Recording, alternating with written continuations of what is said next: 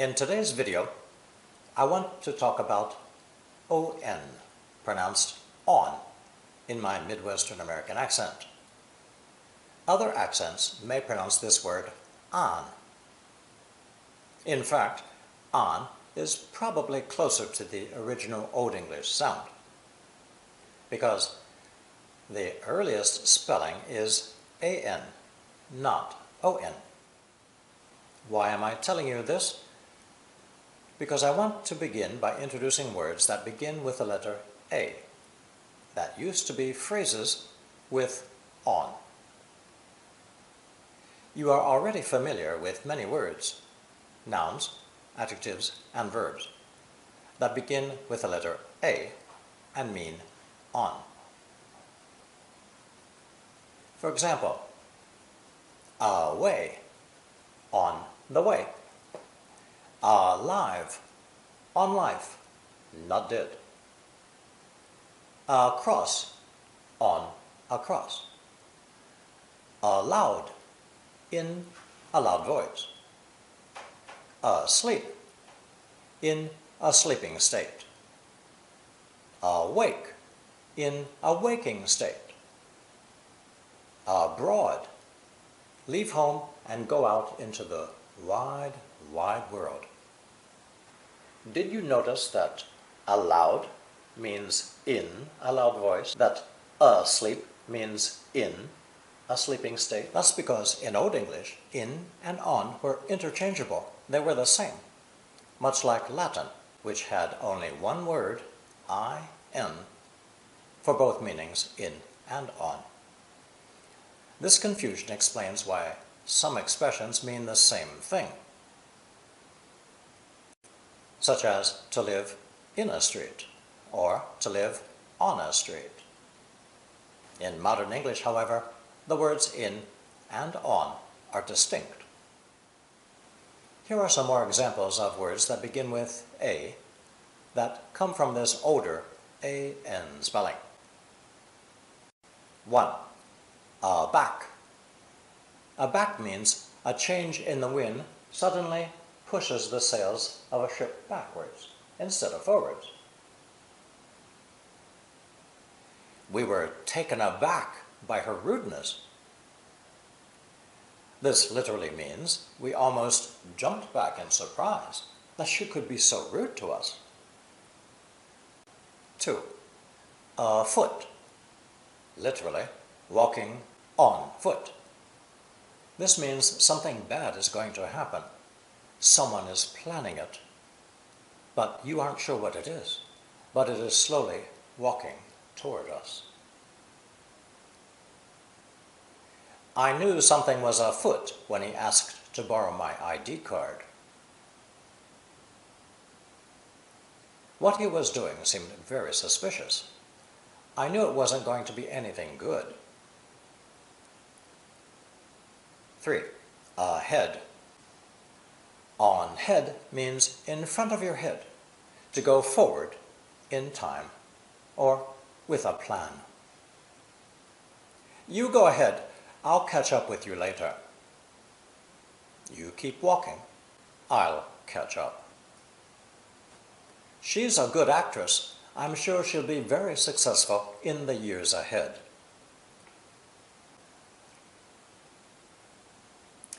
She's a good actress, and I feel sure that she'll be successful in the future. Do you mind if I smoke? Go ahead. Go ahead means you go and do what you're thinking. Follow your desire. 4. Aside. This means on the side. The boss pulled her aside and whispered something in her ear. We're trying to put money aside for our children's education. This means save money. 5. Amiss. Something is amiss when it's wrong or inappropriate. Something normal that we expected is missing. As I entered the room, something seemed amiss. Nobody was smiling. I had a strange feeling because nobody was smiling. Something was wrong. Number 6, afloat. Afloat means in a floating position, not underwater. The boat ran aground, but fortunately, we soon got it afloat again. Aground means run onto the ground, but we moved the boat into deeper water. With only my income, it's hard for our family to stay afloat financially. Boats can sink in deep water, and people can owe money and sink into debt. 7, breast. Our breast is the front of our body, so my chest, my breast, is next to something and moving forward with it. In any job, you have to keep abreast of new developments to stay competitive. In other words, we must stay up to date, going forward with new ideas. 8, aloof. Aloof means a ship is facing against the wind. So if a person is aloof, they stand away from other people. They're somewhat unfriendly, and they don't want to socialize. She always kept herself aloof from the other students. His aloof manner made it difficult for him to make friends. 9, awry. Wry is an adjective which means twisted or turned. So, awry means on the twisted side. Something is wrong or not straight. When he opened the door, we saw his clothes were all awry. Our careful plans went badly awry, and the birthday party was completely ruined. 10, astray. The verb to stray means to go off the right way, such as a husband who strays, who has a girlfriend outside of marriage, or to move away from a group, such as a stray cat or a stray cloud. Astray is the situation where a person is not moving in the right direction. They've made some kind of mistake. The friends he made at school soon led him astray, and he started stealing money from his parents. Remember that on is a preposition spelled A-N in these words. This means that these words are not simple adjectives, but are actually prepositional phrases with on, which explains why they are used after another verb and not before. We don't say the asleep baby or her astray husband.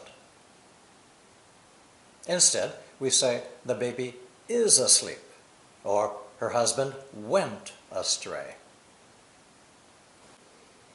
Exceptions are very rare, but I did give you one exception as an example for aloof. His aloof manner made it difficult for him to make friends. These exceptions are so rare, in fact, that some words beginning with A are misunderstood by native speakers to belong to this group. For example, English speakers do not say the afraid child because we feel that afraid must somehow be one of these on words, even though it is not. We always say the child is afraid or the frightened child instead.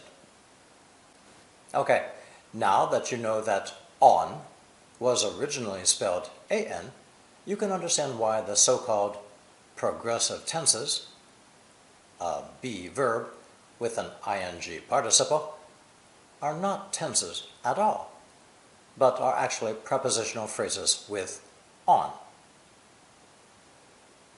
But the unstressed A in on has now disappeared.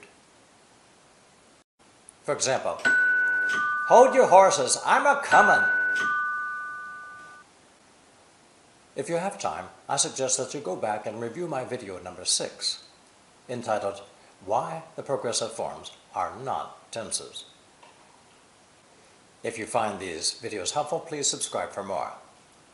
Thank you.